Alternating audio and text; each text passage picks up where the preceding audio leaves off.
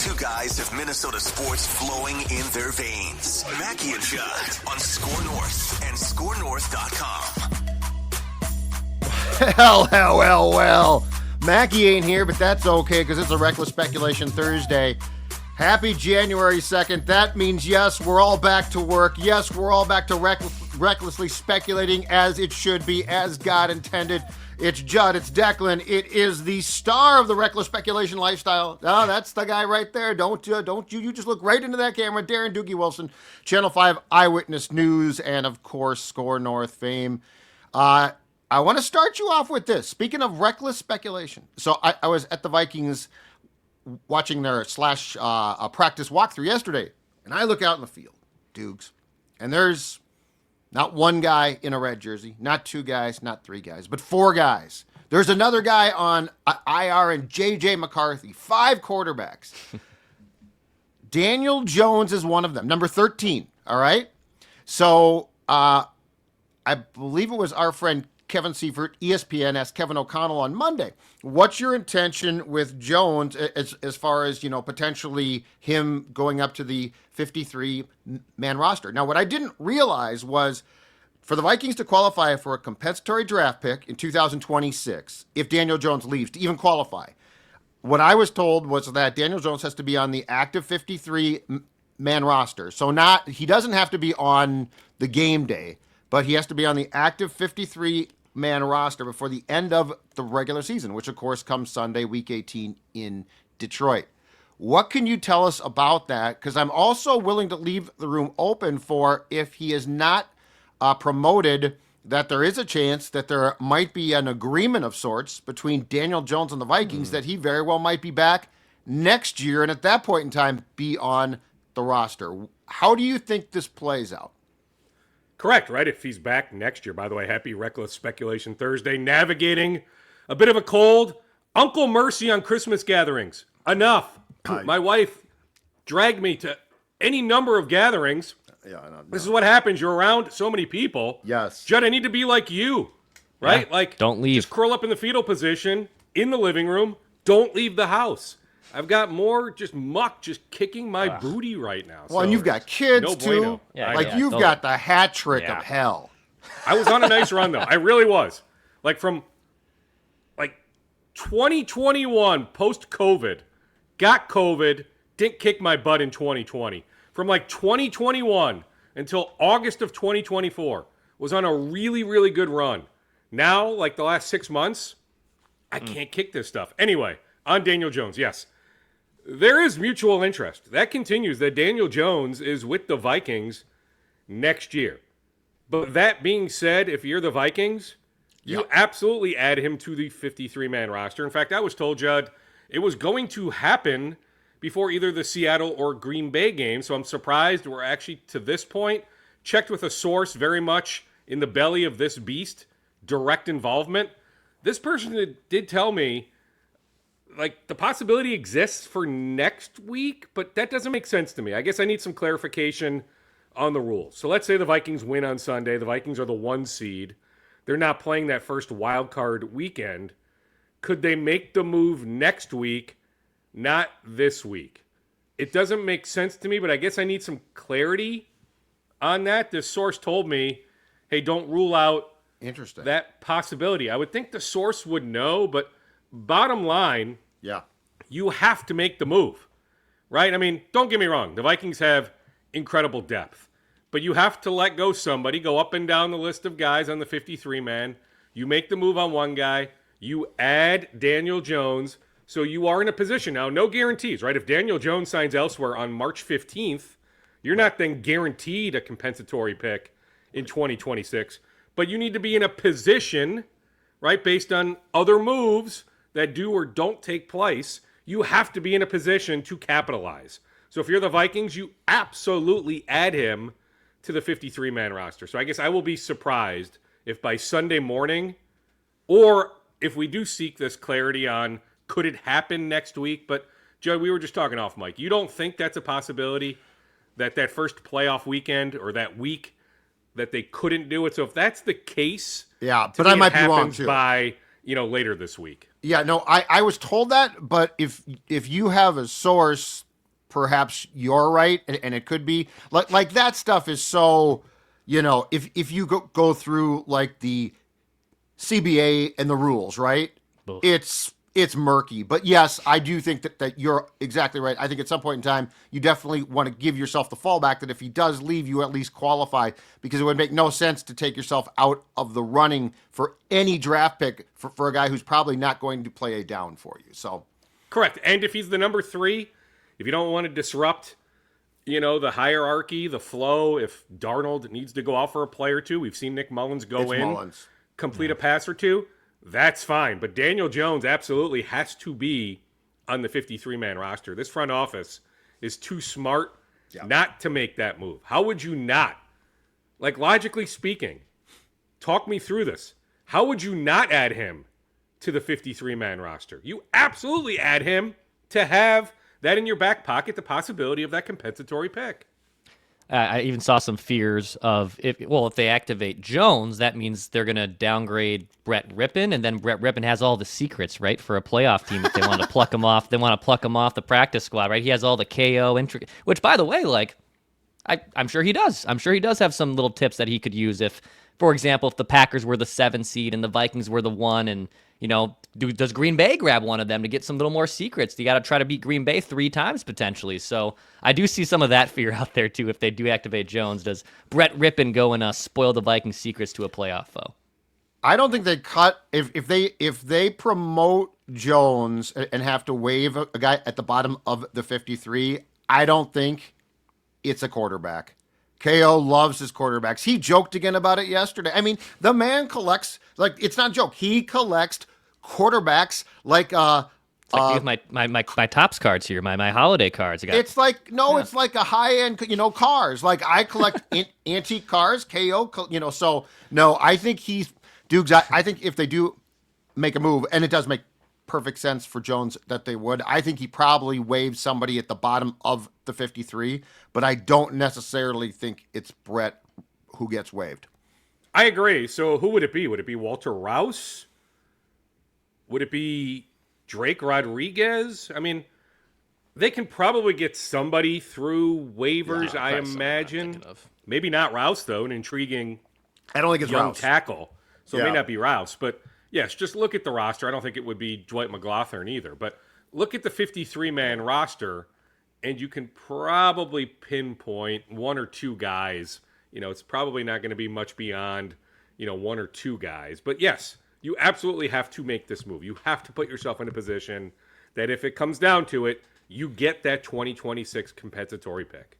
So with the Vikes going into the game on Sunday at 14-2, Pro Bowl teams, and thankfully we no longer have a Pro Bowl, but the Pro Bowl teams were named 6 players from the Vikings selected to the Pro Bowl team: Sam Darnold, Jonathan Grenard, Justin Jefferson, Byron Murphy Jr., who we continue to tell you is going to get paid, Andrew Van Ginkel, and long snapper Andrew DePaula, continuing the Vikings' long history of having long snappers who are like household names and staples. But let's just start with Murphy, because I don't know that there's any pending free agent on the Vikings who is up their stock. I mean, Darnold's a different thing, and I do think that he ultimately gets franchised, but I don't think that there is any non-quarterback pending free agent on the Vikings, Doogie, who is up their stock like he has. And I think Byron Murphy Jr., either with the Vikings or elsewhere, is going to hit pay dirt. He's absolutely going to hit pay dirt. Hit pay dirt for being named a Pro Bowler. $250,000 bonus. Was looking at his contract the other day. So I mentioned Stephon Gilmore in position to earn a $500,000 bonus based on playing time, plus the Vikings qualifying for the playoffs. Byron Murphy Jr. has it in his contract, a $250,000 bonus for today's news. Who is a good comp?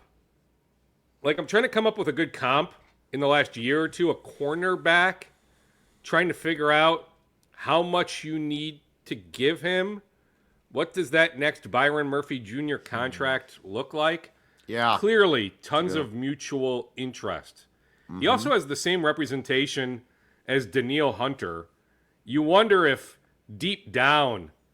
Now, hey, Daniil, his representation back in the day, they accepted that team-friendly deal.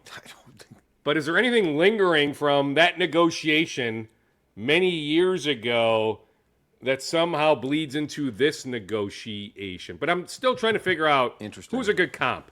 Like Declan, can you think of anybody, a cornerback, in the last year or two? I'm looking at just where it would make some sense. Corner contracts from last season, free agent cornerback contracts from last season, like Kenny Moore, who's been with the Colts for a long time. He got a 3-year, $30 million deal last year.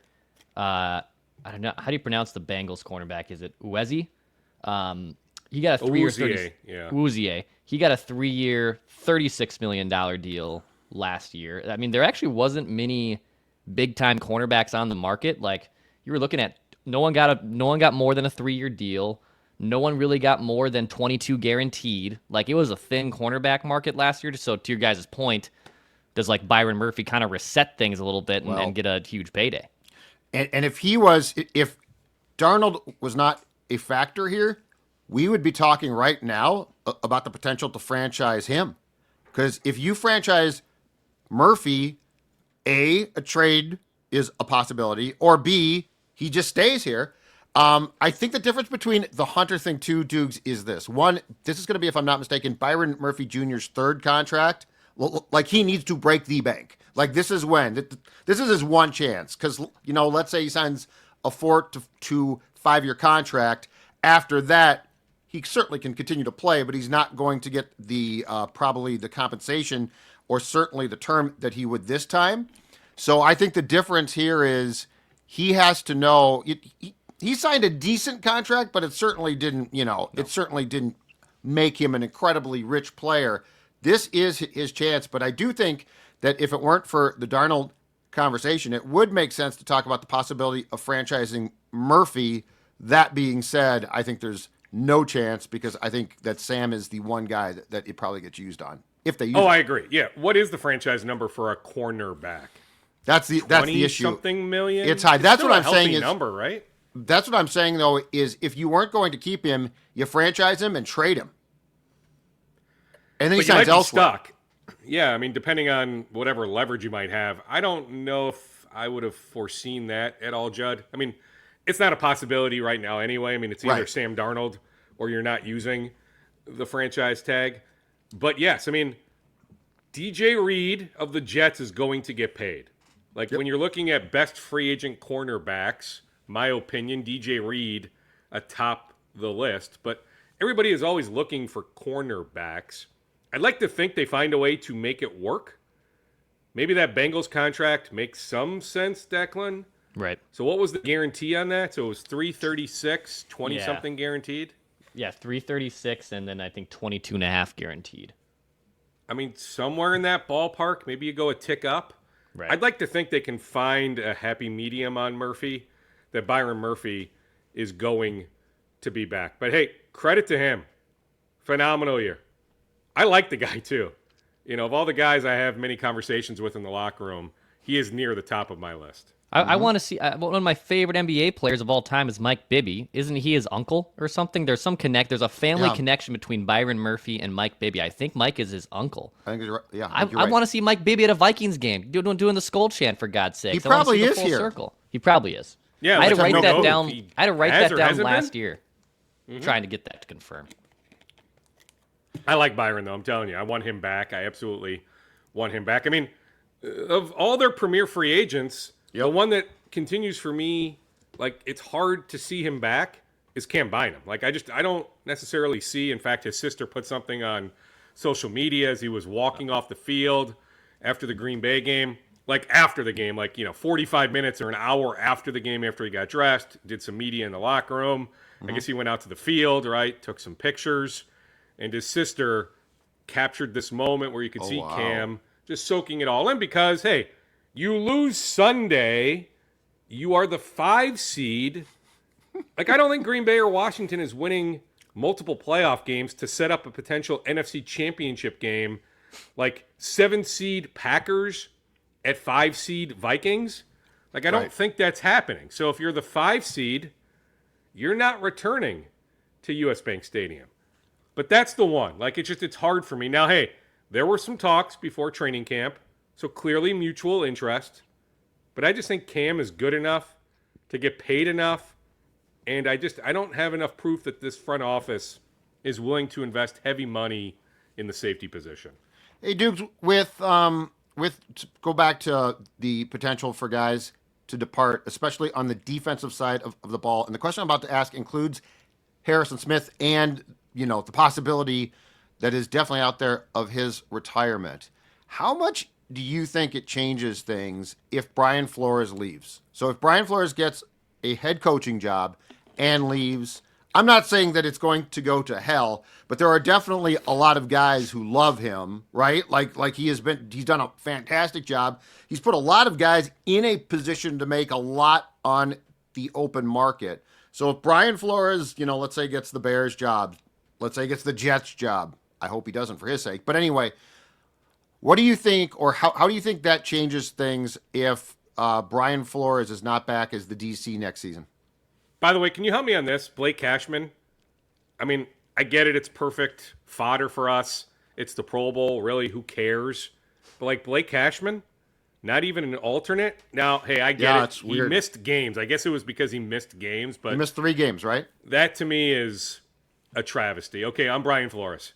Judd, I need help. Who's hiring him as long as the litigation is pending? Really? Oh, I Who agree. is?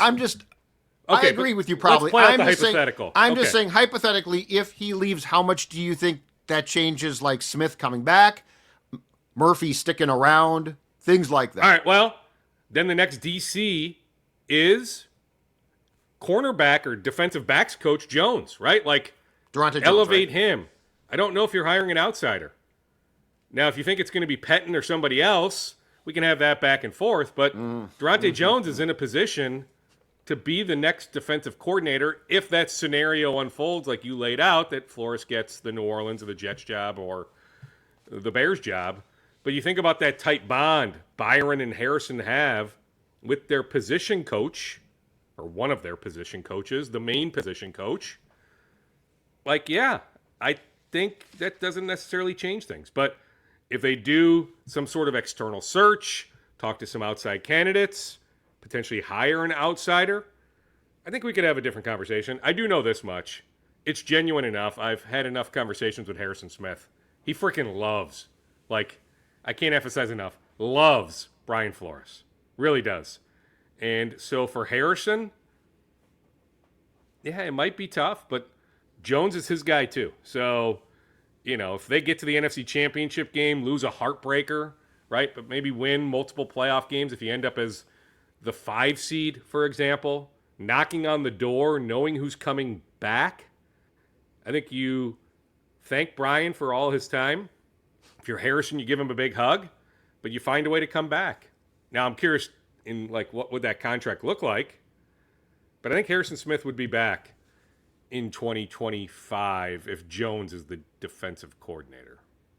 Dukes, I saw Alec was in the locker room. I don't know if you were in the locker room too yesterday, but going around just talking to players about how big this game is, and they're obviously pretty much well aware of what's at stake here. What was kind of the tone from the locker room that you gleaned, if you were indeed in there, and from what you saw from your colleagues there at KSTP?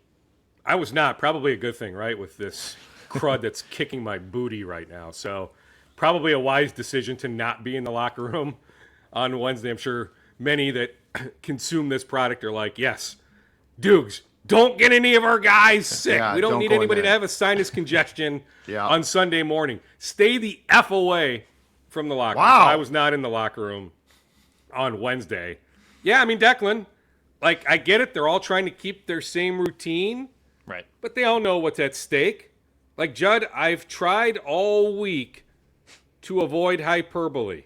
But I'm telling you, there has never been a bigger regular season game in Vikings history.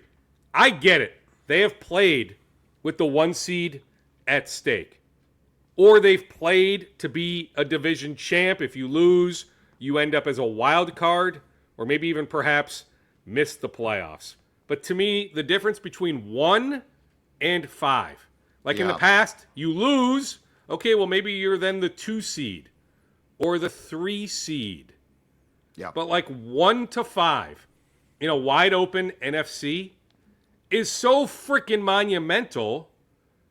Like, I think it really does matter that much that you win on Sunday, you are the betting favorite to play in New Orleans on February 9th. Wow. You lose on Sunday, then I'm making either Philadelphia or someone else the betting favorite. That's the difference. So this is so intriguing because everything that you just said, Dukes, is 100% right. But that being said, and Aaron Jones, who talks on Wednesday, talked about this yesterday as well. So they've made the playoffs. So, like, it's not a must-win for the playoffs. And here's my observation from hearing Jones talk about it, watching this team at practice yesterday, and hearing O'Connell talk at his Wednesday access is this. This is sort of why O'Connell has adopted this very PJ Fleckian, where, you know, it's a one-week game. We're 1-0, we're 1-0, we're 1-0. Or in some cases, like against the Rams, 0-1. Because it feels like, and I'm just saying, you know, ordinarily, Dukes, when you're out there, big week, you can feel the tone, right? Like, I remember if Brad Childress was going to play the Patriots and Belichick, that team was wound way too tight. Like, everyone was like this. It feels like O'Connell's ability to just sort of calm things down remains. So, like, yes, this game is huge. Yes, if you focus on what you just said, which is, you know, a bye so everyone can rest, followed by potentially 2 home games. But if you sort of paint that picture, you're putting guys in a tough spot. Going into Detroit, it's going to be loud. Detroit's defense is decimated, but the offense is damn good.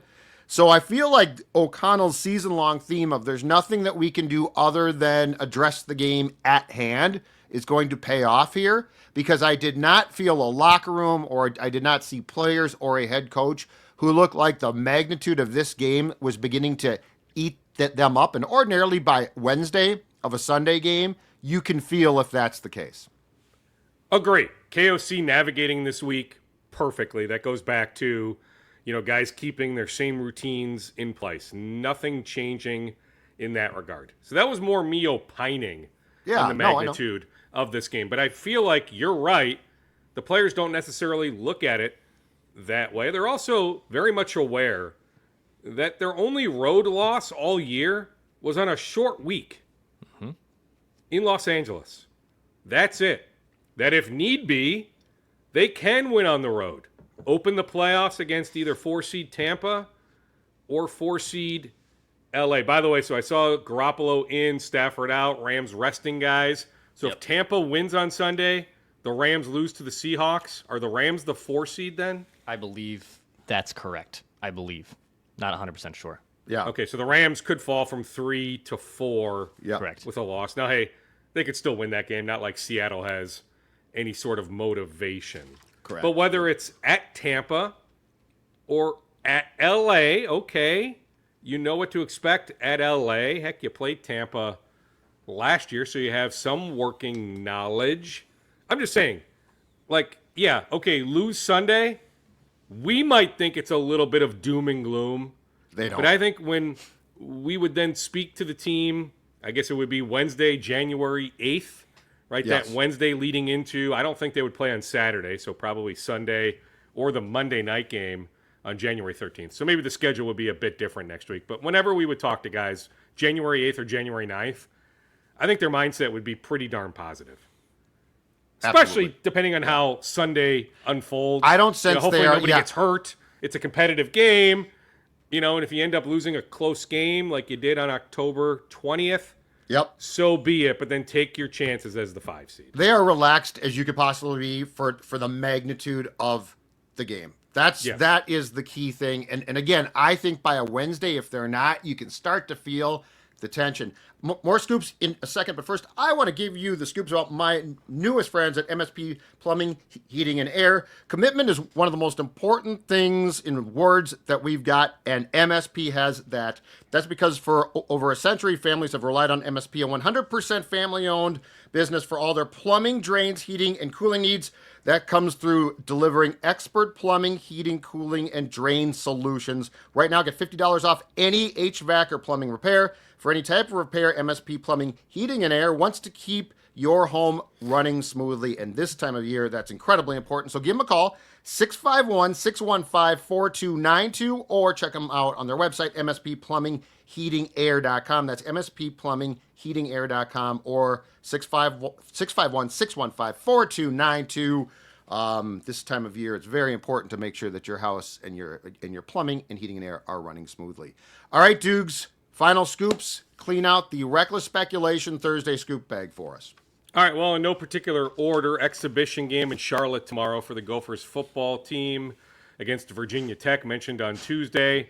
You know, the idea that some guys are going to sit out, look at some draft-eligible guys. Well, Ariante Ursary, no reason for a first-round pick to play in this game. So no Ursary at left tackle for the Gophers. Quinn Carroll will play left tackle. Quinn is a draft prospect. Smart for him to put on tape that he can play left tackle, has played right tackle, has played guard, has that versatility. So Quinn Carroll of Edina, smart for him to get some reps at left tackle tomorrow. Cody Lindenberg, another from Anoka, the linebacker, all Big Ten this year, I believe. I voted for him, I know that. And so, like, with his injury history, no real reason for Cody Lindenberg to play in this exhibition game tomorrow. So the Gophers are not going to have their full roster, but they'll have many guys. Virginia Tech is down a ton of guys, so there's a reason why the Gophers are a darn near 10-point favorite. Judd, the question I get, maybe more than anything outside of something Vikings related, when out and about, is what's the latest on Laurie A-Rod v. Taylor? We are now, as the calendar is flipped to 2025, we are now days away from the attorneys for both sides being summoned to downtown Minneapolis to answer some final questions from the three-person arbitration panel, the three arbitrators. A reminder, Thomas Fraser is the neutral arbitrator, so he ultimately is going to decide this. So we are moving closer to an arbitration decision. That does not mean the process is over. The loser could go to a federal judge and ask the judge to vacate the decision. So depending on who loses, that possibility absolutely exists. If Laurie and A-Rod ultimately prevail, the Board of Governors, yes, they were approved years ago as limited partners, but it's a more thorough process when approving majority ownership. So I guess what I'm getting at is, yes, we'll have some sort of news at some point relatively soon, but that doesn't mean that that's going to be the final piece of information. Wolves on the court. Jaylen Brown may not play tonight for Boston. Kristaps Porzingis has missed the last few games with an ankle injury. I would love an astute viewer/listener of this podcast to do the research for me. Maybe I should, but hey, my butt's being kicked right now. But just think about, so we're 32 games in. Go through the 32 games the Wolves have played. How many times have they played an opposition that was not at full strength? Even on New Year's Eve, I mean, OKC is so darn good. Clear-cut best team in the Western Conference, but no Chet Holmgren. Right. You know, you think about Steph Curry missing one of the Wolves-Warriors games. You think about KD, Bradley Beal missing one of those Wolves-Suns games. It feels like the Wolves, and hey, they have nothing to apologize for. It's a credit to Greg Farnham, others with the Wolves, that they maintain pretty darn good health, especially with the upper parts of their roster. But I just feel like the Wolves have benefited greatly this entire year. But I do hope national TV, I'd like to think that Brown and possibly Porzingis, Brown just got dinged up in their big win the other night against Toronto. But minimum, would love to see Brown playing tonight. Drew Holiday is back, so that should be a fun one at Target Center tonight. Wolves and Celtics. I'll be at Williams Arena tonight for Gophers and Purdue. I feel bad for Ben Johnson. Like, I get it. We can nitpick North Texas game or the Wichita State game. Schematically, some things that could have been done differently where the Gophers would have won the game. But, like, if Mike Mitchell Jr. was healthy for those games, like, at 100%, especially the North Texas game, like, I think the Gophers win. And Elijah Hawkins declared in April he was coming back. then an agent brokers a deal to get him paid at Texas Tech. Yep. Pharrell Payne. Credit to Pharrell for getting over $500,000, right? Mm-hmm. But like deep down, did Pharrell really, really, really want to leave? Maybe a little bit, but still.